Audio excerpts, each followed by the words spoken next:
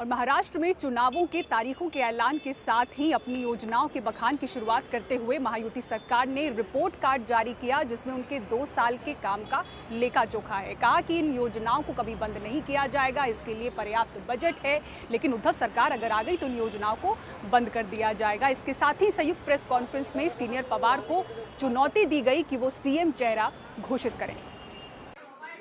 इस report card में 2 साल का लेखा जोखा कैद है। चुनाव तारीखों का ऐलान होते ही महाराष्ट्र में सरकार चला रही महायुति ने राज्य सरकार के कामकाज का रिपोर्ट कार्ड रिलीज किया। यहाँ पर रिपोर्ट कार्ड देने की हिम्मत चाहिए, रिपोर्ट कार्ड देने के लिए काम करना चाहिए। ये काम हमने इस रिपोर्ट कार्ड में छापे हैं। महाविकास आघाड़ी के काम 2.5 साल के और 2-2.25 साल के महायुति के काम होने दो। जनता की अदालत में दूध का दूध, पानी का पानी, इसमें एक भी अगर झूठ होगा तो आप बोलेंगे वो हारेंगे हम, और इसलिए हमने सिर्फ काम किया है। और महाविकास आघाड़ी की उसके पैरों तले जमीन खिसक गई है।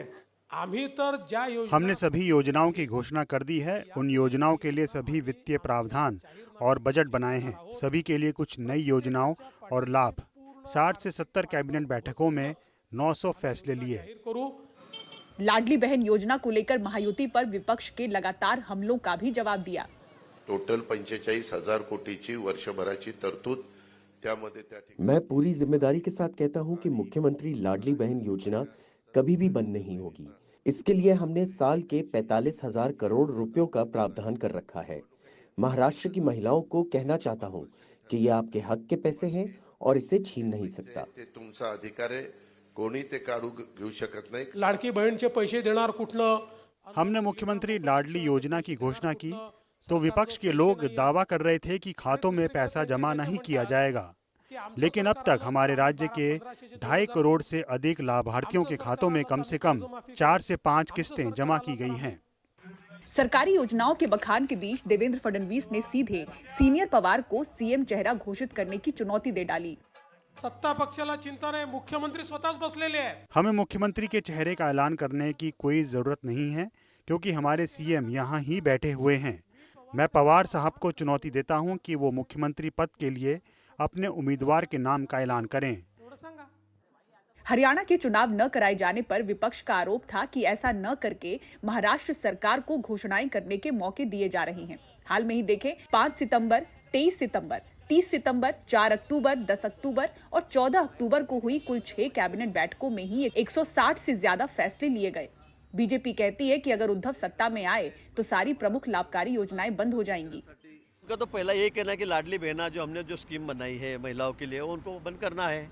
वो तो बार बार कहते हैं, तो कोर्ट में भी गए हैं, न्यायालय में गए वो लोग कि भाई लाडली बहना स्कीम बंद करो। ये हमें भी पता है, लोगों को भी पता है, तो फिर बंद करो।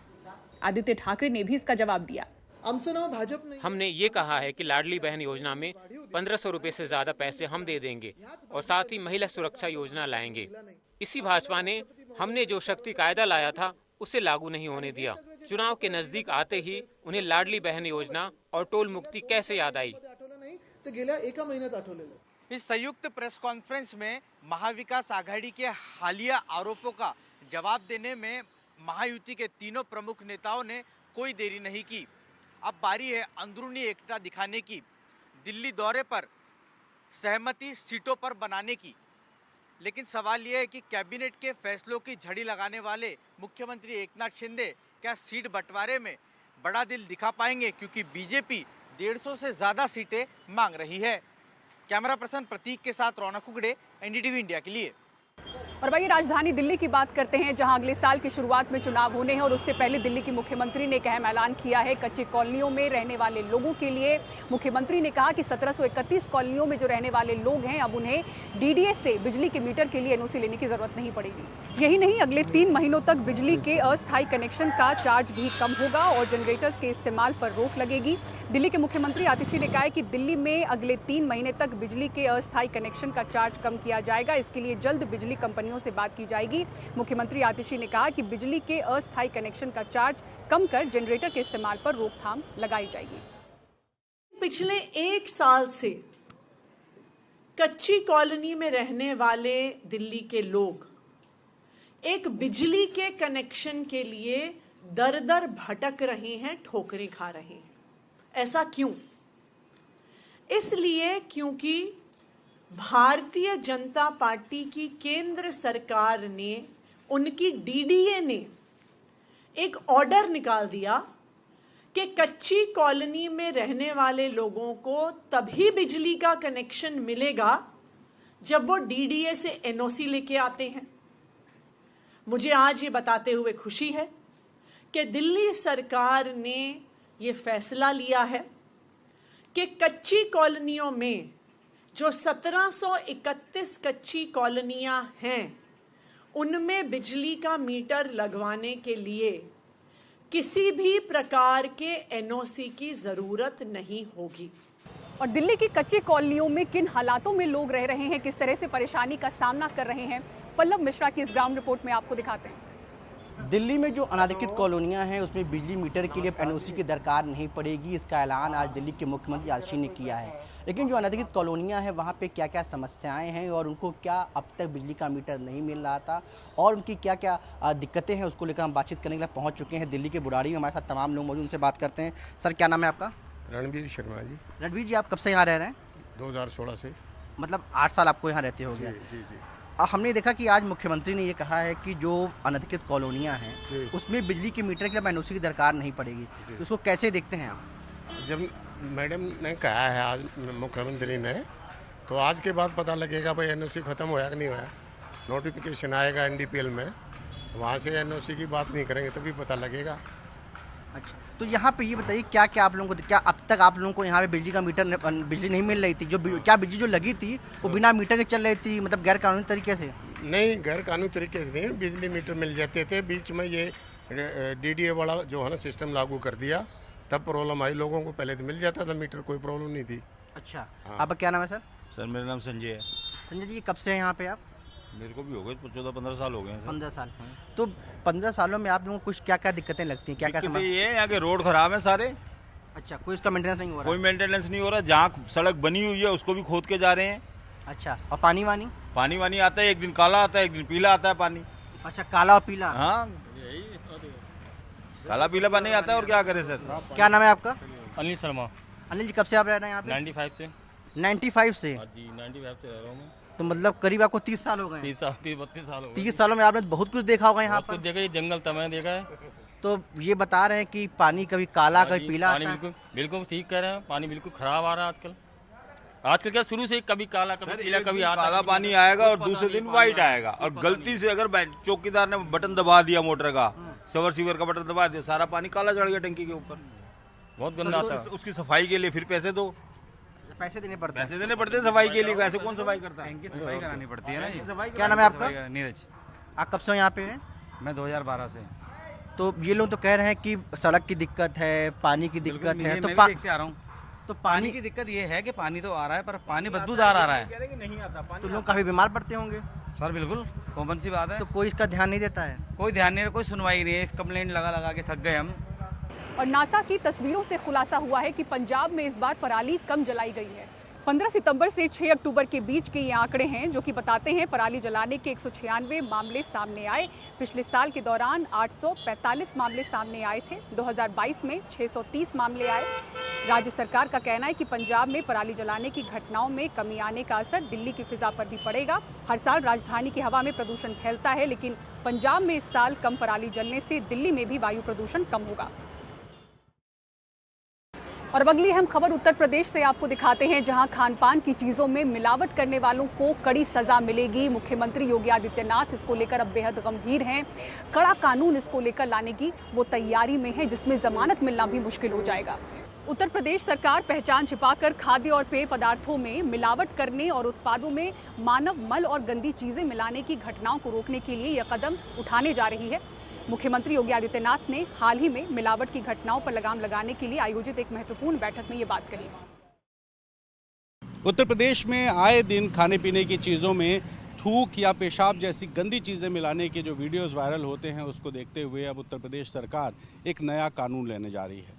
मुख्यमंत्री योगी आदित्यनाथ ने बड़े अधिकारियों के साथ बैठक करके इस कानून का प्रस्ताव बनाने की बात कही है। इस कानून के लागू होने के बाद कोई भी व्यक्ति खाने पीने की चीज़ों में अगर ऐसी चीज़ मिलाता है जो कि उसकी मिलावट नहीं होनी चाहिए तो उसको न सिर्फ जेल बल्कि जुर्माने की भी सज़ा होगी।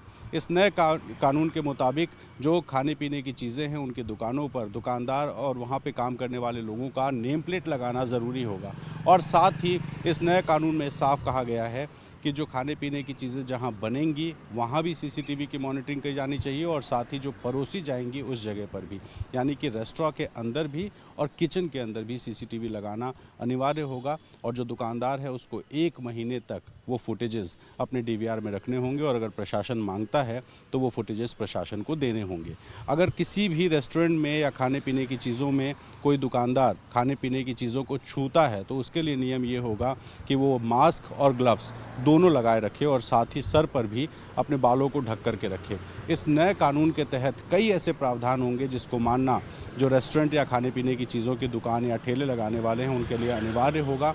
आए दिन जिस तरह से थूक या पेशाब मिलाने की घटनाएं सामने आ रही थी उसके बाद ही मुख्यमंत्री योगी आदित्यनाथ ने इस मामले को संज्ञेय अपराध बनाने के लिए नया कानून लाने की बात कही थी और इसको लेकर अब बैठक भी हो चुकी है और आने वाले कुछ दिनों में जब प्रस्ताव पास हो जाएगा उसके बाद इस प्रस्ताव को कानून बना करके पूरे उत्तर प्रदेश में सभी दुकानदारों के लिए अपना नेम प्लेट लगाने के साथ साथ खाने पीने की चीज़ों में जो शुद्धता है वो बनाए रखना एक कानूनी मजबूरी होगी और ऐसा ना करने वालों को सज़ा का प्रावधान भी यूपी सरकार करके एक हिदायत देगी कि वो कम से कम अब कोई गंदगी ना कर सकें।